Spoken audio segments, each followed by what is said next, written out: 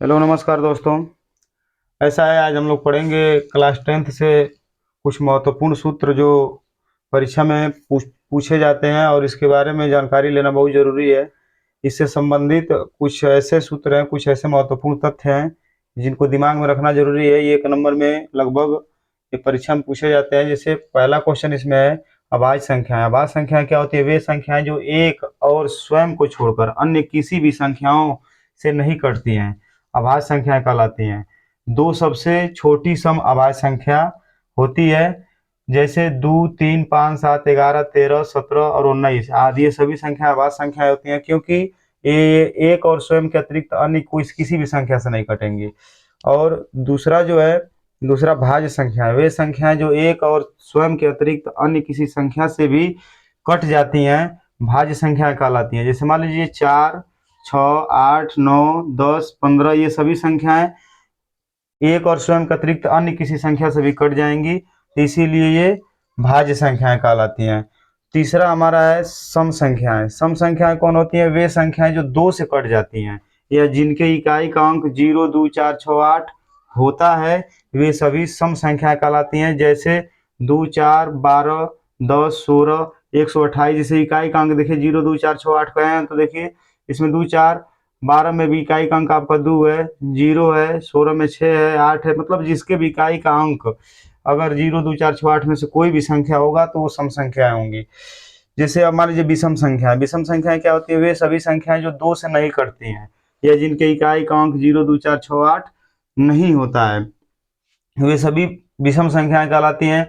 जैसे मान लीजिए 1, 3, 5, 7, 9, 11, 13, 15 ये सभी विषम संख्याएं होंगी क्योंकि इनके इकाई का अंक 0, 2, 4, 6, 8 में से कोई भी संख्या नहीं है। नोट में कुछ बातें ध्यान रखने योग्य हैं। जो पहला है संख्या 1 9 अभाज्य संख्या है और न ही भाज्य संख्या है। 1 9 तो भाज्य संख्या में आता है और न ही अभाज्य संख्या में आता है, क्योंकि भाज्य संख्याएं शुरुआत होती हैं अभाज्य संख्याएं 2 से और भाज्य संख्याएं शुरुआत होती है 4 से।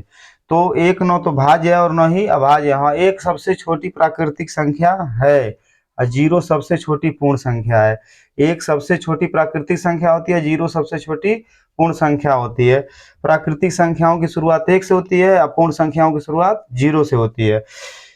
बी में जो मुख्य तथ्य है वो क्या है? सबसे छोटी भाज्य सम संख्या 4 है। सबसे छोटी भाज्य सम संख्या 4 है, यानी कि सम संख्याओं में देखिए सबसे छोटी भाज्य सम संख्या क्या हमारी है?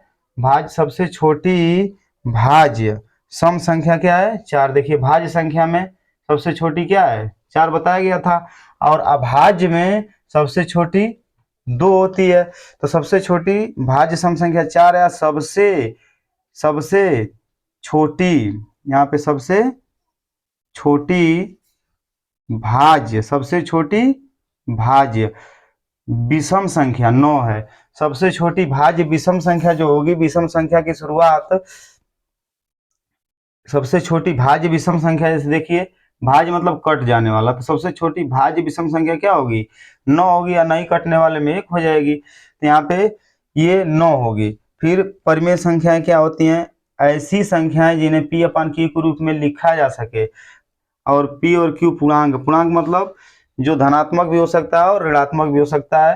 अब P और Q पूर्णांक है तथा Q नॉट इक्वल टू 0, यानी कि नीचे का मान हमारा 0 नहीं होना चाहिए, तो परिमेय संख्याएं कहलाती हैं। जैसे 0/1, 2/1, 1/3, 4/5, 11/10 ये सभी क्या होंगी? परिमेय संख्या होंगी। अपरिमेय संख्याएं क्या होती हैं? ऐसी संख्याएं जिन्हें P अपन Q के रूप में न लिखा जा सके, जहां P और Q पूर्णांक है तथा Q नॉट इक्वल टू 0। पूर्णांक का मतलब जो -1, -2, -3 या 0 या 1, 2, 3, 4, 5, 6 ये सभी पूर्णांक संख्याएं होती हैं।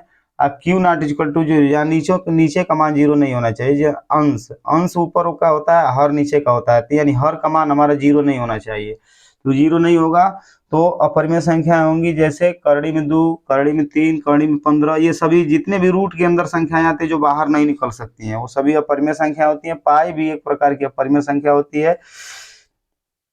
तो इस प्रकार से इन बातों को हमें ध्यान में रखना जरूरी है।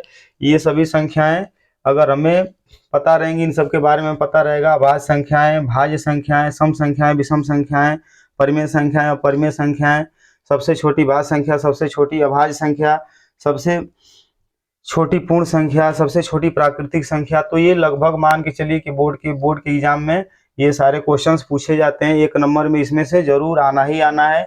इसको आप लोग थोड़ा सा ध्यान दे देंगे तो ये पेपर में लगभग ये क्वेश्चन पूछा जाता है, और ये पूछा जाता है तो विकल्प में ही अक्सर ये क्वेश्चन आता है। तो इसको आप लोग थोड़ा सा घर पे पढ़ लीजिएगा। पढ़ लेंगे तो लगभग मान के चलिए कि 1-2 नंबर का इसमें से आपको मिल जाएगा।